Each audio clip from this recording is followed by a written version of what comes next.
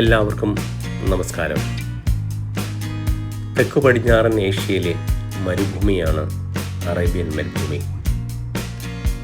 Yemen മുതൽ Persian Gulf വരെയും Oman മുതൽ ജോർദാൻ വരെയും വ്യാപിച്ചു കിടക്കുന്ന ഇത് വിസ്തീർണമനുസരിച്ച് ലോകത്തിലെ ഏറ്റവും വലിയ 4ാമത്തെ മരുഭൂമിയാണ്.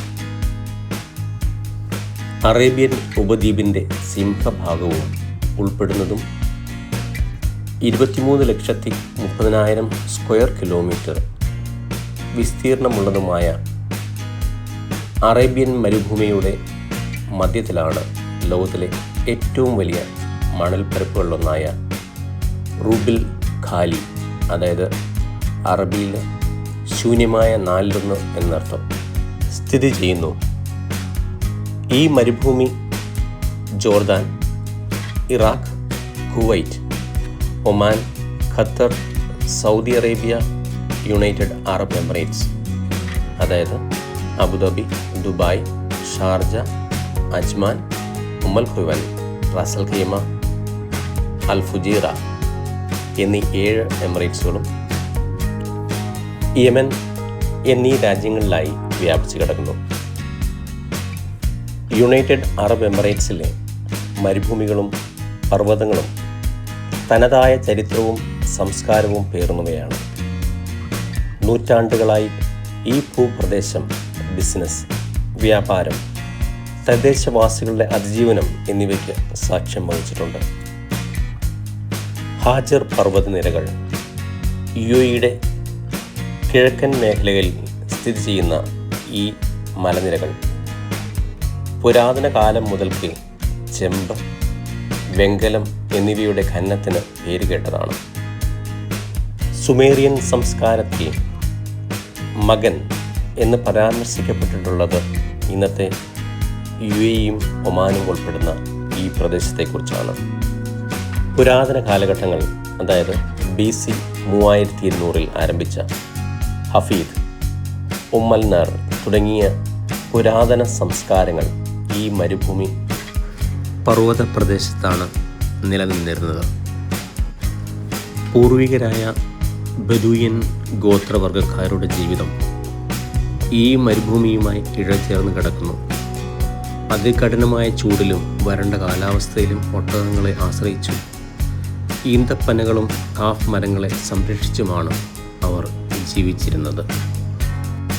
എണ്ണ സമ്പത്തിന് മുൻപ് UAEയിലെ ജനങ്ങളുടെ പ്രധാന വരുമാന മാർഗമായിരുന്നു കടലിൽ മുങ്ങിയെടുത്തുള്ള മുത്തു വ്യാപാരം. മരുഭൂമിയിലെ കൃഷിക്കായി മലനിരകളിൽ നിന്നും ഭൂഗർഭജലം തുരങ്കങ്ങൾ വഴി എത്തിക്കുന്ന പുരാതന ജലസേചന രീതിയായിരുന്നു ഫലജ് സമ്പ്രദായം. 1950കളിലെ മരുഭൂമിയിലെ എണ്ണ നിക്ഷേപത്തിൻ്റെ കണ്ടെത്തൽ UAEയുടെ ഗതി മാറ്റിമറിച്ചു.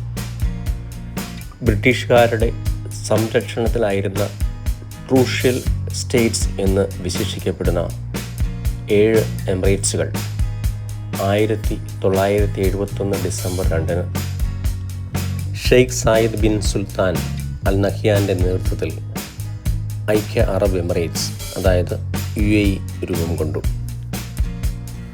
ഇന്ന് മരുഭൂമികൾ വാണിജ്യ കേന്ദ്രങ്ങളും ടൂറിസം ഹബ്ബുകളുമായി മാറി. ലോകപ്രശസ്തമായ ഡെസേർട്ട് സഫാരി, ബെഡൂയിൻ രീതിയിലുള്ള ക്യാമ്പിങ്, മോട്ടോർ റൈഡിംഗ് എന്നിവ വിനോദസഞ്ചാരികളെ ആകർഷിക്കുന്നു. ഇന്ന് ഞാൻ എൻ്റെ കൂട്ടുകാരുടെ കൂടെ യാത്ര ചെയ്യുന്നതും നിങ്ങളെ പരിചയപ്പെടുത്താൻ പോകുന്നതുമായ അജ്മാൻ എമിറേറ്റിലെ പ്രകൃതി ഭംഗിയുള്ള ഒരു മലയോര മരുഭൂമി പ്രദേശമാണ് മസ്ഫൂത്ത്. നഗരജീവിതത്തിൽ നിന്ന് മാറി പച്ചപ്പും കല്ലുപാകിയ മലനിരകളും നിറഞ്ഞ മസ്ഫൂത്ത് UAEയുടെ ചരിത്രപരമായ ഒരു ഒളിത്താവളം കൂടിയാണ്.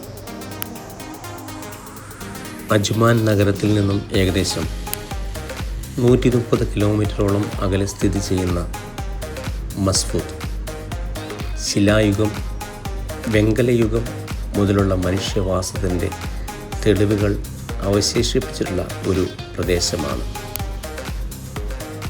മണൽക്കാടുകൾക്ക് പകരം ഹജർ പർവ്വത നിരകളാൽ ചുറ്റപ്പെട്ട ഈ പ്രദേശം ഒരു കാലത്ത് UAE ഗോത്ര വിഭാഗങ്ങൾക്കും കൃഷികൾക്കും അതിജീവനത്തിലുള്ള പ്രധാന ആശ്രയമായിരുന്നു.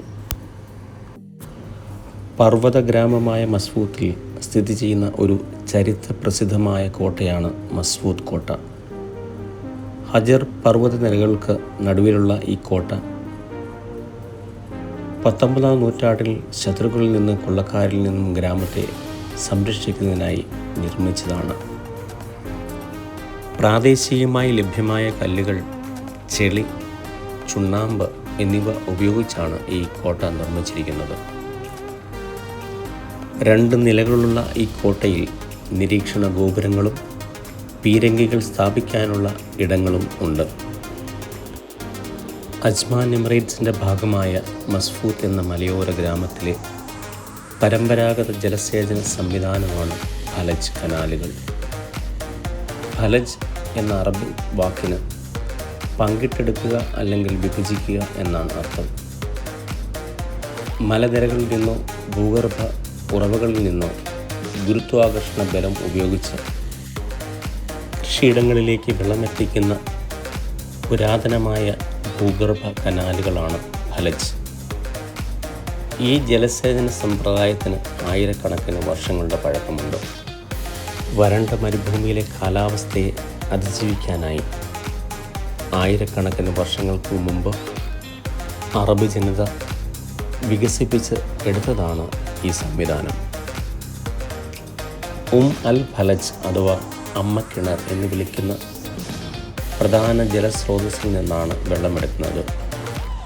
ഭൂമിക്കടിയിലൂടെ തുരങ്കങ്ങൾ നിർമ്മിച്ച് കൃത്യമായി ചരിവിലൂടെ വെള്ളം പുറത്തെത്തിക്കുന്നു. ബാഷ്പീകരണം തടയാനും കൃഷിയിടങ്ങളിൽ തുല്യമായ ജലം വിതരണം ചെയ്യാനും ഈ കനാലുകൾ സഹായിക്കുന്നു. യുനെസ്കോയുടെ ലോക പൈതൃക പട്ടികയിൽ പെടുത്തിയിട്ടുള്ള ചരിത്രപരമായ പ്രാധാന്യമുള്ള ഒന്നാണ് അറേബ്യൻ ഫലജ് സംവിധാനം. ചുറ്റുമുള്ള മലനിരകളും തടാകങ്ങളും കാർഷിക പ്രവർത്തനങ്ങൾക്ക് വളരെ അനുയോജ്യമാണ്. തലമുറകളായി കൈമാറി വന്ന കാർഷിക രീതികളും തനി നാടൻ ഗ്രാമീണ പൈതൃകവും ഇവിടുത്തെ പ്രത്യേകതയാണ്. ഈ പ്രദേശത്ത് ധാരാളമായി കണ്ടുവരുന്ന ഇടത്തരം ചെറുമരങ്ങളിൽ ഈന്തപ്പനകൾ, ഒലിവ് മരങ്ങൾ, ഒപ്പം പരമ്പരാഗത കാർഷിക വിളകളായ നാരകം, മാവ് എന്നിവ ഉൾപ്പെടുന്നു. വരണ്ട കാലാവസ്ഥയോട് പൊരുത്തപ്പെടുന്ന സസ്യങ്ങളാണ് ഇവ. ഇവിടുത്തെ പ്രാദേശിക തോട്ടങ്ങൾ അറേബ്യൻ കാലാവസ്ഥയ്ക്ക് അനുയോജ്യമായ മാവുകൾ പോലുള്ള ചെറുമരങ്ങൾ വളർത്തിയെടുക്കുന്നതിൽ പ്രശസ്തമാണ്. എല്ലാവർക്കും നന്ദി.